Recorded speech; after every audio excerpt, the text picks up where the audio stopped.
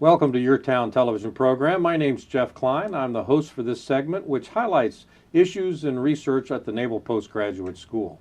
One of the things we like to do is highlight some of our key faculty at NPS to find out what they're doing. And in various other segments, we heard they have a large variety of faculty, from national security affairs to mechanical engineering to astrophysics. We have someone on campus who's an expert of interest both to the Navy and to the nation. In this case, though, I'd like to introduce Dr. Gail Thomas, who is part of our business school, and she specializes in a very unique field, strategic communication. So welcome to the show, Gail. Good afternoon. How are you doing today? We always start our segments with learning a little bit about you personally. So where did you get your doctorate? What did you study? I went to Arizona State University in Tempe. Is that the Sun Devils? Or? That is the Sun Devils. Don't get it confused with Tucson. That's right. It's an important distinction. And what did you study? So I got my doctorate in business and education, and I was particularly interested in organizational communication, so that was kind of my subspecialty while I was there. Now, what's organizational communication? Is that when one organization talks to another? Or? It's like learning about how organizations communicate with each other or with other organizations, which is going to tie to things I'm going to talk about in a little bit. Sure. Well, that's actually much more complex than individual communication, isn't it? Because the organization itself is different units, different people. Right. So how do you do research in that? What did you do when you were actually doing that research? So doing that kind of research means, finding out how communication flows work in organizations, how organizations communicate with other organizations. So there are a number of different ways that you can study that. Do you go and actually talk to people in the organization, or simply observe, or? I sometimes talk to people in organizations. Lately, I've been doing a lot of research around social media. So Wow. Because it's so digitized now, and there's new software that allows us to do large amounts using data analytics, and really looking at patterns of narratives of organizations. Well, we're going to jump deep into that, because that's kind of cool, since social media is the new cutting edge thing. But let's talk first about your teaching responsibilities. What do you teach? What are some of the courses that you're involved in? So I've been at the Naval Postgraduate School for, this is my 28th year, so I've been there quite a while. Oh. And I'm in the Graduate School of Business and Public Policy. So I'm sorry, before you go into that, so did you come directly from your doctorate program to NPS, or did you do something in between? So I actually, before I came to the school, I ran a computer company. Oh, so you got a little practical experience. So I got some practical experience and really enjoyed that, but I was what they call ABD, all but dissertation. And I kind of figured if I didn't finish that dissertation, I'd probably, be sorry for not doing it. So then when I got back and started doing my research to get my dissertation done, I realized how much I really enjoyed doing research. And I taught actually at Arizona State for a few years. I was on the tenure track, and realized, though, that at some places it's not good to stay at the same school because you're kind of the kid on the block all the time. Oh, I see. They always remember you as the student instead of their peers. Right. Sure, understand. And then I had a colleague who is actually from the Naval Postgraduate School. We met at a professional conferences where we were giving papers, and he asked me about coming to Naval Postgraduate School or applying for a position. Had you heard of it before? I had not heard of it before. And to tell you the truth, when he first told me about it, I just wasn't quite sure, why I would want to come there. Go to that military thing. Right. Yeah. But I visited a couple of times, and I'm a very hands-on person. So being able to work with graduate students, and then being able to do hands-on research out in the field around communication, and so it's actually turned out probably the best place I could have ever gone. So we're going to talk about your successes, but let's go back to I'm sorry, I interrupted you. You were telling us about what you taught in the business school before I jumped into something else, but go ahead. So in the business school, we have several degrees, but the one I predominantly teach for is MBA, or Master's in Business Administration. And the reason we have that, just quickly, because some people don't realize why we have a business MBA in the Navy, is that a number of students are going to be involved in some kind of management, so transportation management or acquisition management or whatever. And so they get MBAs, and and I teach a core course, managerial communication, and they take that class as part of a required piece of their MBA. So particularly for acquisition, our officers go out and actually have to go buy things and help design Right. things and bring them into the Navy, which is a core business function, Right. and that's why the MBA is there. And you talk about management communication. So what are some of the topic areas within that class? So one of the things, as you know, because we've talked about this before, is that it's really important for our junior officers to know how to present their results to senior leaders. And unfortunately, a lot of times what they tend to do is just kind of, this is what I did, this is what I did, this is what I did. But senior leaders have to make decisions based on that analysis.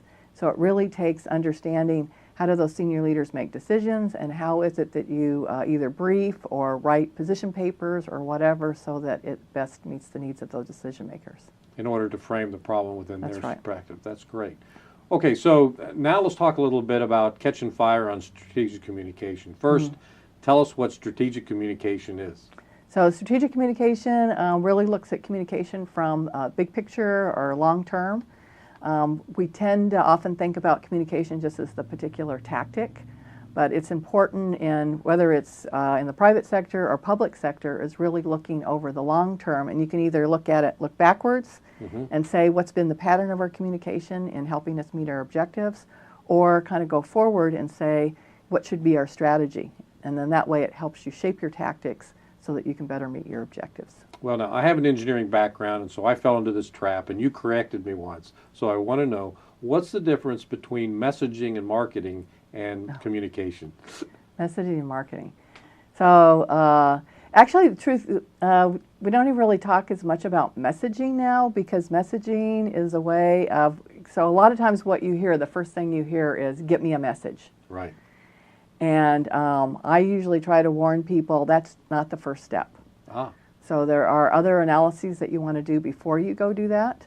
One is like figuring out what is your goal, what are you really trying to do, and then look at stakeholders, you know, who are the people who are going to be involved in that, and then figuring out over the long term what might be a communication strategy that you might have in order to reach those objectives.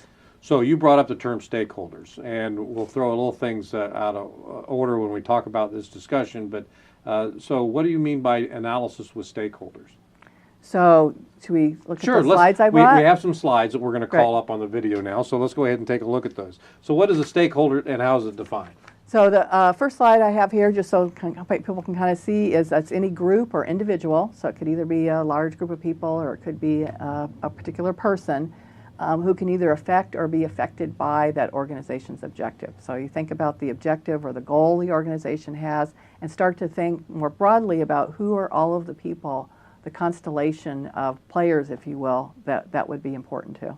So that might work for a recruiting command, for example, Right. who wants to try to entice the best and highest quality people to join the Navy or be retained in the Navy. Right. That could be it. We've been working with other allied nations with regards to their maritime security or with land border security. And so for them, they have particular objectives, so it's important to look at, and it could be international stakeholders, it could be national stakeholders, it could be their publics.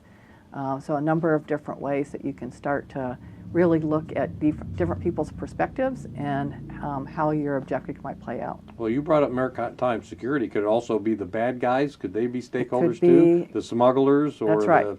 the Right. fishers, the illegal fishers, and that sort of thing? Right. So oftentimes are your adversaries, or could be those particular groups too. So you have to think about that. So the first step in this slide is to actually identify those stakeholders and whether they're internal, external stakeholders themselves. Right. Okay, and then what's the next thing? The next step, if we look at the next slide, Okay, if we call that one up. is a particular tool that we use in the workshops that we do.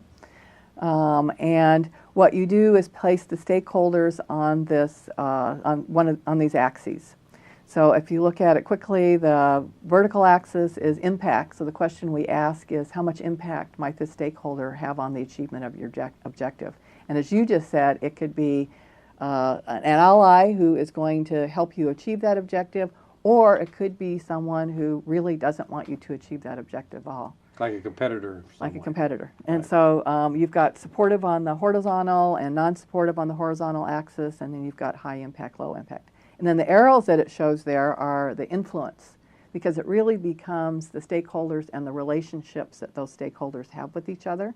And so it's very much almost like, I think we talked to a previous guest about systems. It's a way of looking at systems and how that system of stakeholders and how the communication impacts them and how their communication might impact you. Well, let me see if I can split hairs here on the question of influence.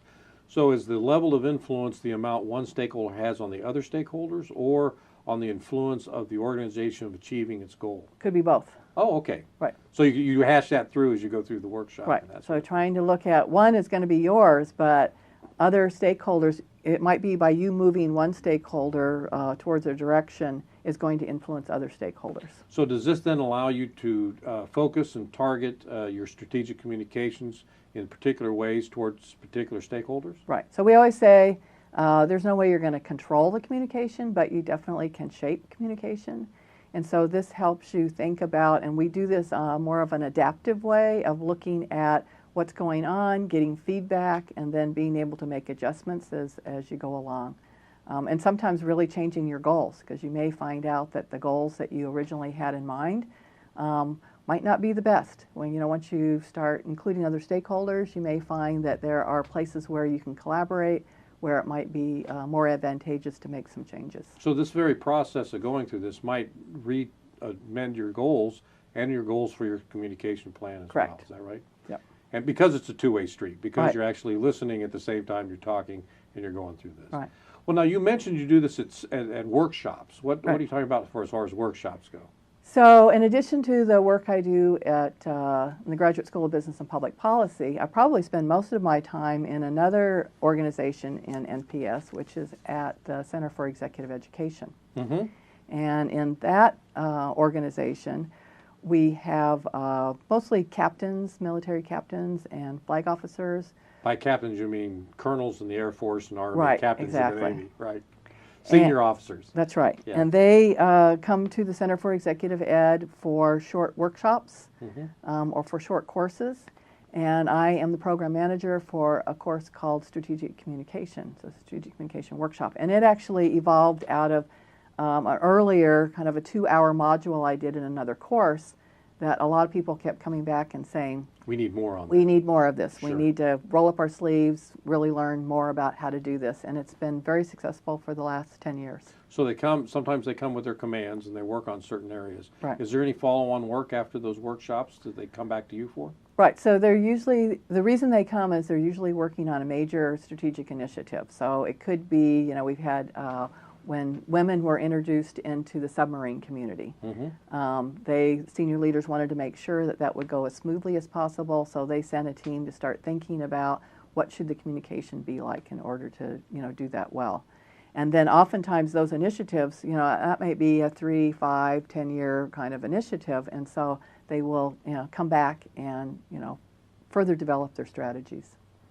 So, did you get a chance to travel at all in this particular area? Or Oh, yeah. Oh, yeah. So Tell me some of the places you've been to. I think I was just telling someone yesterday, it's like, how they always say when you join the Navy, you join to travel. Yeah. And so In your case, it's true. I joined the Navy, and I have traveled extensively for the work I do in communication, and I've been, Bahrain, I've been to Morocco, I'm getting ready to go to Cyprus, been to Italy, of course all over the United States, so many, many places. And Egypt, is that right? You've been to Egypt too, or did you get a chance to go to Egypt? we are going to work with Egyptians, but not in Egypt. They're going to come going here. to another country. Oh, right. okay, I see.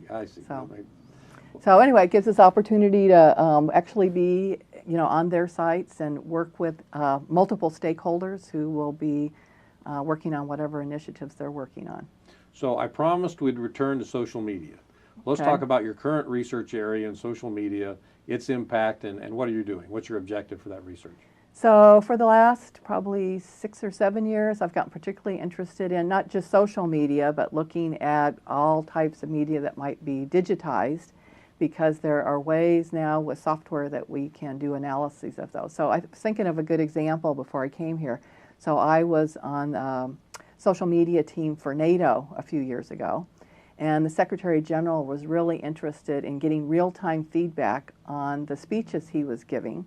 Because as you can imagine, those speeches aren't just to the audience that's sitting in front of him. He's really talking to people all around the world. So he wanted people to tweet So While he was talking? Well, there were people who would, Facebook. There was, Twitter. There were all kinds of different things. all sure. kinds of different things. So the truth was, we weren't really at the site where he was, but we were in a lab someplace in Norfolk, and we were getting real-time feedback from all over the world and looking at patterns, because he was interested in, what are people picking up? Where is there maybe misinformation?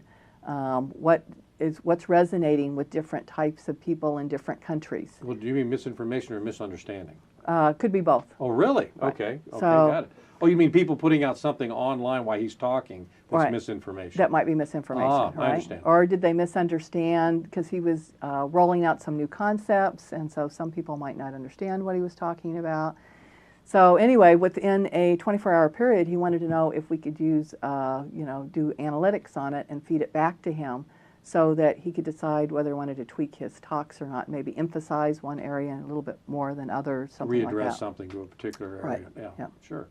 Well, so you were able to turn that information around based on the large data tools that you had. Right, exactly. That's very impressive. Right. And so that's sort of are you continuing that work in some other areas? Right, so for whatever reason, I got kind of interested in genetically modified food. And so what some colleagues and I did was we took 15 years of data from the United States and looked at what does the narrative look like over that period of time. And some people may know, who have an interest in that area, that the narratives or way that we talk about it in the United States is very different than how they talk about it in Australia or the UK or in Africa. And so I was really curious, who are the major stakeholders who are talking about genetically modified food, and who are kind of the leaders and the followers in those narratives, and how do those narratives shift over time? So in a way, you were doing your own stakeholder analysis inside Right. the social media, or what were you doing? Well, we yourself? were using a number of different. We were using regular media. We were using annual reports of agribusiness. We were using a number of different sources of media.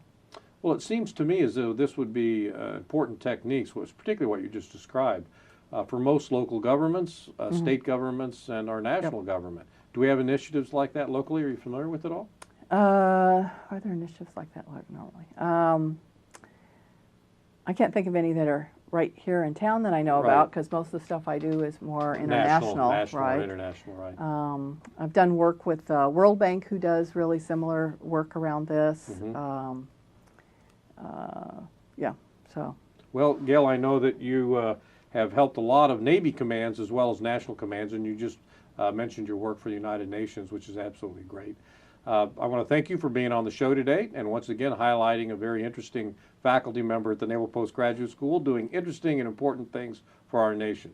And for you, thank you very much for joining the YourTown television program. We hope to see you again for another segment in which we highlight interesting areas of research and people at the Naval Postgraduate School. This is Jeff Kline, your host, and see you next time.